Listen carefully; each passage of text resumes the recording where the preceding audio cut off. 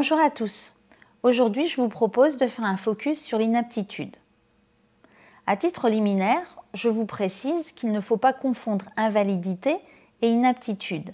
L'inaptitude est déterminée par la médecine du travail, alors que l'invalidité est un rapport avec la caisse, avec votre organisme social, et est déterminée par le médecin de la caisse. Un salarié inapte n'est pas forcément invalide et un salarié invalide n'est pas forcément inapte.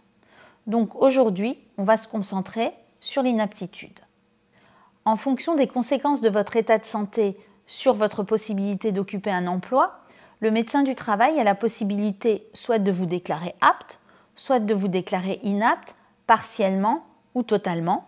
Il a également la possibilité de se pencher sur votre situation de travail et de voir s'il n'y aurait pas un autre poste qui serait plus adapté à votre situation de santé.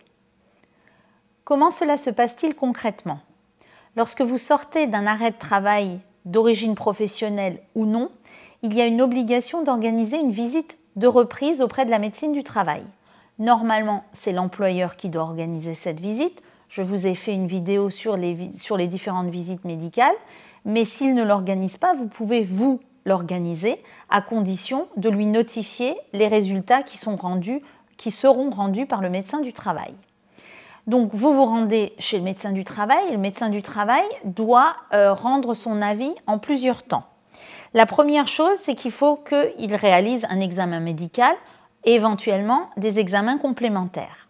La deuxième chose, c'est qu'il faut qu'il se rapproche de l'employeur pour faire une étude de poste, pour voir si vous pouvez encore occuper le poste tel qu'il est. Il peut également se rapprocher de l'employeur pour voir s'il y a une possibilité d'aménager votre poste ou s'il y a une autre possibilité de poste dans l'entreprise qui serait plus adaptée à vos nouvelles capacités ou à vos capacités réduites en raison de votre état de santé. Et après avoir échangé avec l'employeur qui lui aura fait connaître ses observations, eh bien, le médecin du travail vous déclarera soit apte, soit inapte, partiellement ou totalement. Si le médecin du travail vous déclare inapte, il vous délivrera un avis d'inaptitude qui sera transmis à votre employeur. Il a par ailleurs la possibilité de cocher 2 cases sur cet avis d'inaptitude. Le premier, c'est que tout maintien dans un emploi serait gravement préjudiciable à votre santé.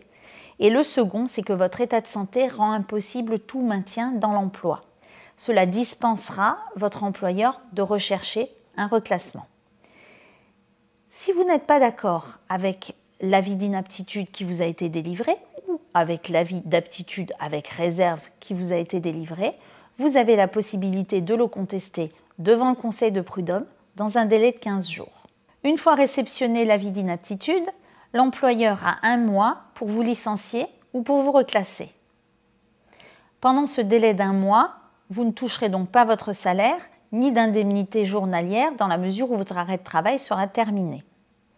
À l'issue du délai d'1 mois, si l'employeur vous a licencié, il faudra voir les raisons pour lesquelles il vous a licencié et s'il a véritablement recherché un reclassement.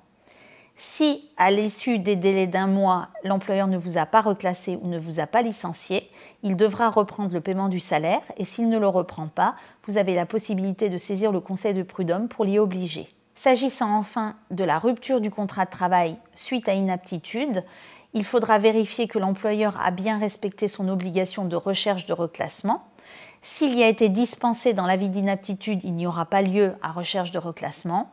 S'agissant des indemnités de fin de contrat, si vous étiez en arrêt maladie d'origine non professionnelle, eh bien vous aurez droit uniquement à votre indemnité de licenciement.